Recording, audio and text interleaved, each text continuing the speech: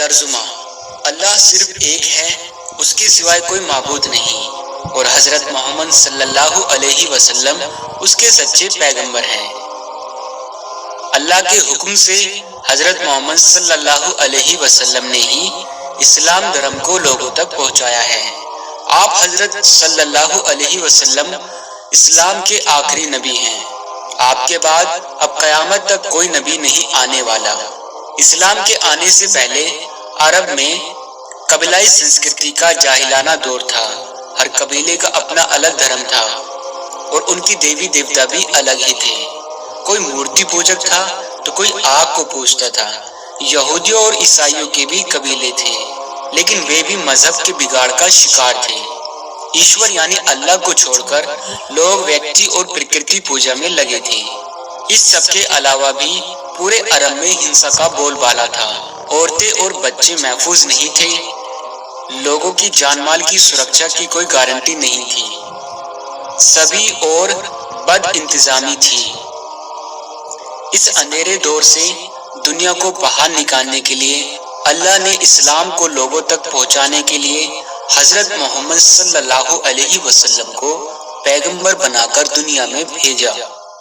کچھ ویدوانوں کے مطابق اسلام کے سنستھاپک پیغمبر حضرت محمد صلی اللہ علیہ وسلم کا جنم دن ہجری ربیع الاول مہینے کی 12 تاریخ کو منایا جاتا ہے۔ 571 عیسوی کو شہر مکہ میں پیغمبر حضرت محمد صلی اللہ علیہ وسلم کا جنم ہوا تھا۔ مکہ سعودی عرب میں استھت ہے۔ آپ صلی اللہ علیہ وسلم کے والد صاحب یعنی پتا کا نام عبداللہ بن عبد المطلب تھا اور والدہ یعنی ماتا کا نام آمنہ تھا۔ صلی اللہ علیہ وسلم کے پتا کا انتقال ان کے جنم کے 2 ماہ بعد ہی ہو گیا تھا۔ ایسے میں ان کا لالن پالن ان کے چاچا ابو طالب نے کیا۔ آپ کے چاچا ابو طالب نے آپ کا خیال ان کی جان سے بھی زیادہ رکھا۔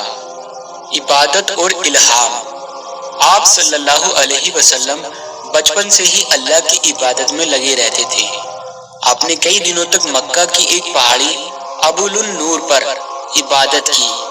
40 برس کی آیو میں آپ کو اللہ کی اور سے سندیش یعنی الہام پراپت ہوا۔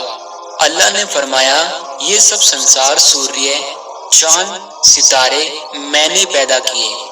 مجھے ہمیشہ یاد کرو، میں کیول ایک ہوں، میرا کوئی مانی ثانی نہیں ہے۔ لوگوں کو سمجھاؤ۔ حضرت محمد صلی اللہ علیہ وسلم نے ایسا کرنے کا اللہ کو وچن دیا، تبھی سے انہیں نبوت پراپت ہوئی۔ قرآن: حضرت محمد صلی اللہ علیہ وسلم پر جو اللہ کی پاک کتاب اتاری گئی وہ ہے قرآن۔ اللہ نے فرشتوں کے سردار جبرائیل علیہ السلام کے معرفت پوتر سندیش وہی سنایا۔ اس سندیش کو ہی قرآن میں سنگرہت کیا گیا ہے۔ قرآن کو نازل ہوئے لگ بھگ 1400 سال ہو گئے، لیکن اس سندیش میں ذرا بھی رد و بدل نہیں کی گئی ہے۔ سب سے پہلے ایمان۔ نبوت ملنے کے بعد آپ حضرت صلی اللہ علیہ وسلم نے لوگوں کو ایمان کی دعوت دی۔ مردوں میں سب سے پہلے ایمان لانے والے صحابی حضرت ابو بکر صدیق رضی اللہ تعالی عنہ رہے۔ بچوں میں حضرت علی رضی اللہ تعالی عنہ سب سے پہلے ایمان لائے اور عورتوں میں حضرت خدیجہ رضی اللہ تعالی ایمان لائی۔